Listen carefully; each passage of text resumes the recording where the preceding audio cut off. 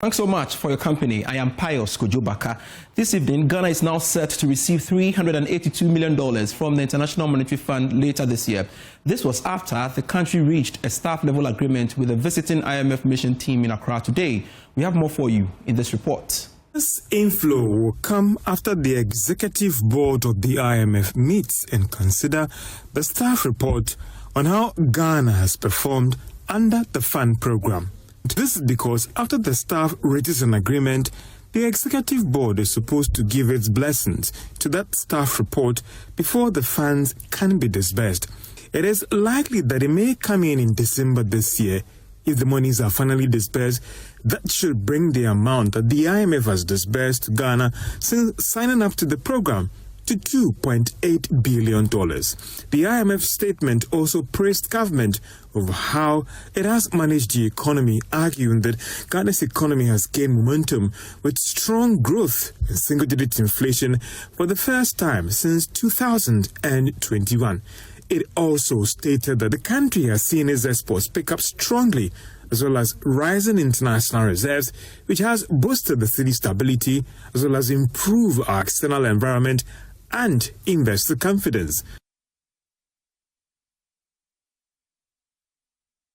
On the back of this, and of course what they make of it as well. Joining us via Zoom is the president of the Ghana National Chamber of Commerce and Industry, Stefan Mezan Abbas, for some conversation on the back of this. Thank you so much, sir, for making time to join us here on Business Live. And at least we know Ghana is set to receive $382 million from the International Monetary Fund later this year after reaching a staff-level agreement with the fund on the fifth program today. What do you make of this announcement? Unmute for me.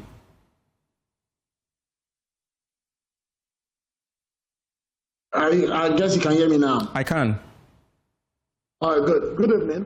Pius, I want to be very blunt this time. It's really not a sense that it sounds exciting, everybody is joyous, the city is going to strengthen, but for how long? We need to think about things like that. 382 million US dollars. It's no money for us to be joyful about. I think that as a nation, we need to put in measures that is forward-looking. Because after this 382 million, the dollar comes down to $12 cedis to a dollar or 10 cedis to a dollar, and then what? And then it goes up again? No. Yes, so in as much as we will be happy, I've gone through this IMF program and all of that, no, we need to be forward-thinking as a nation. And I need to be very blunt. 382 million is no money for Ghana, for us to be so much happy about that this money is coming. In as much as it's going to do something good for our economy, in as much as it's going to, yes, it's going to be pumped into the economy, the city is going to strengthen, but this is going to be consumed in no time, and then we are back to the same levels. So we need to be really, really, really forward thinking about how we strengthen our economy.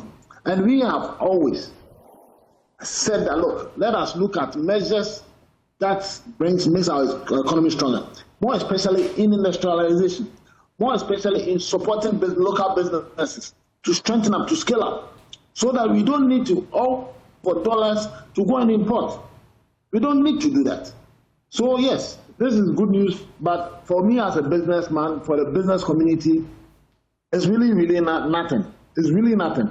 So let us think about how we can manage our economy, how we can support our governments, our economy, so that our currency becomes stronger, for us to be able to, so that we don't depend on the dollar at all times. So it's very important.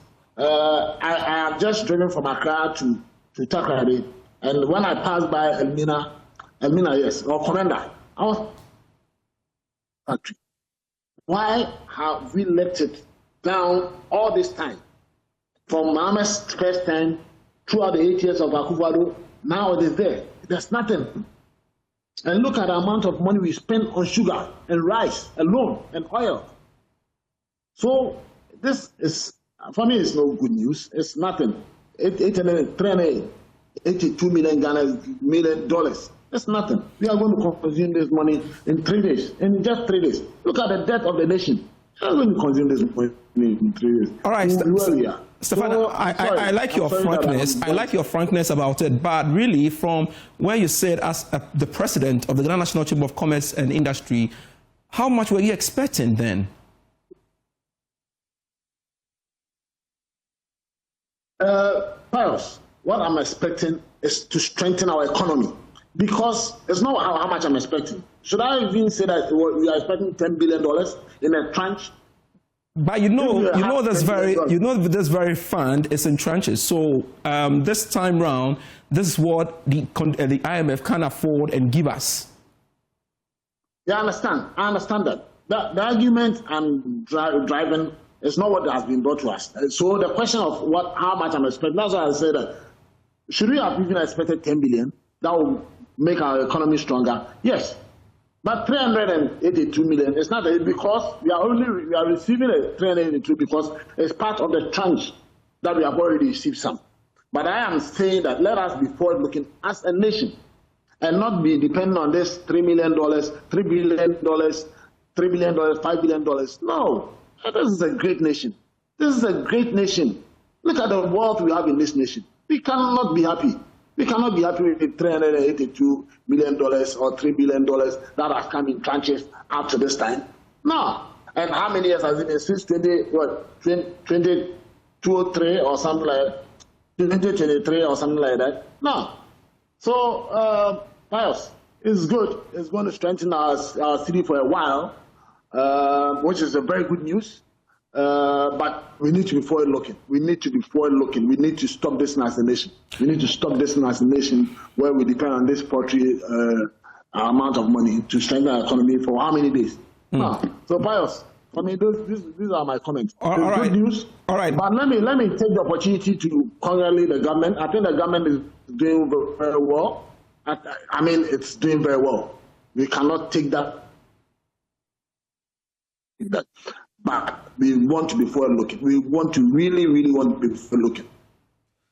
And not go back to this again and be receiving this money. There's no money. For me, I don't think there's anything that we need to be so happy about. Anyway, sorry, but Stefan, we are having a conversation, and like I said earlier, I like your frankness. But again, there's been this argument that if per what you are saying is anything to go by, half a loaf is better than none.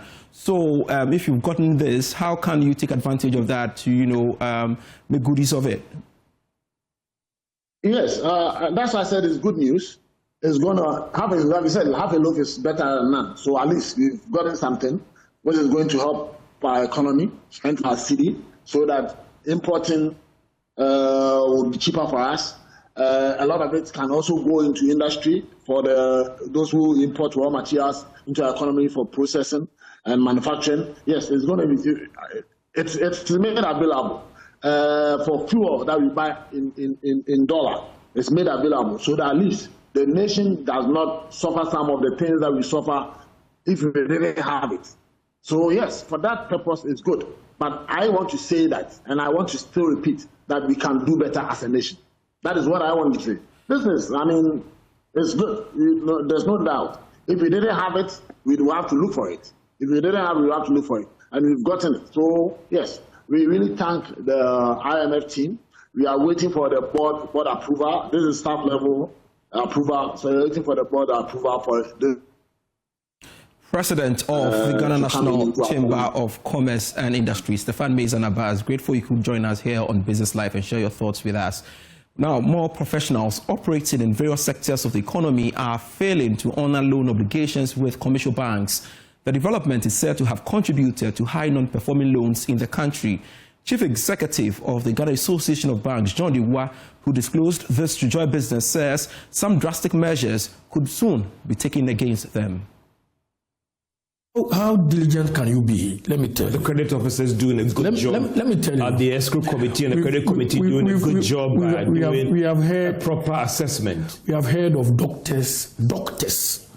These are on the moral pecking order. When you see a doctor, you 100%, a medical doctor, you almost 100% assume that they are not fallible. They don't make mistakes. And things like borrowing and payment will come to them naturally. But do you know what doctors are doing to the banking system? What are they doing? Particularly those who are offshoring their services, like migrating to other jurisdictions to work. What are they doing? They have bank accounts. They use their bank statements. They have, personal loans. The bank will not ask you exactly what are you going to buy. It's personal loan. It's personal to you. They will come to a bank, take like, let's say 120,000, 150,000 Ghana cedis, take visa and jump off and leave the loan hanging. Wherever they are going, they are working there, they are earning. And one would think that as medical practitioners, they would just say, I have a liability in Ghana, which enabled me to demonstrate that I can fund my travel. So let me come and settle. About 70% of them are not paying. These are medical doctors, people we hold in high esteem, to the extent that at some point we're even attempting to write to the embassies to seek clearance from banks before they allow visa process. No, I mean, but there are processes we are going through the Ministry of Foreign Affairs to ensure that the diplomatic corps, you don't just wake up and write. But this doesn't just come today. It's been a long. But something that but are you going to move soon to? We've already there's a letter that is logged at the Ministry of Foreign Affairs, which is trying to achieve that. But that is a reactive mechanism. But what I'm talking about is, when you talk about the pecking order of moral levels, who are the people you respect in our communities? Medical doctors. Medical doctors, they are up there. Lawyers. And if they are not paying, deliberately refusing to pay, it tells you the kind of culture we are building as a country. So then a journalist comes, the doctor has defaulted. A journalist is there who say, hey, in our society, of course, journalism is very important. You're doing a great job. But we know that doctors are seen like some angels, and they are doing this to us. Then they will be asking you questions that you do not deserve because your credit history is perfect. I'm just using this simple analogy. Forget about the profession that I've mentioned, but I'm using it as a simple analogy to demonstrate that inherently we have a pension to default.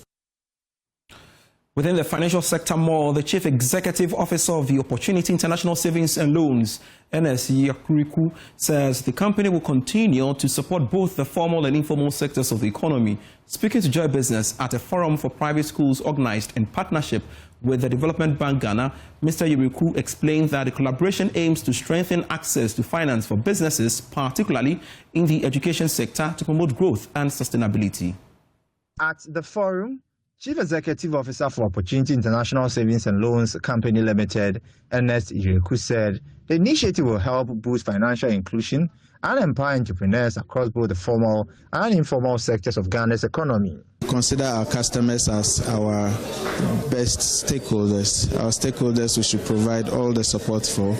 And so as part of the Client Service Week celebration, which is a global period set aside for our customers, we called onto our entrepreneurs who are investing in education to hear from them, to educate them, and to let them understand that we are in a partnership for a long haul.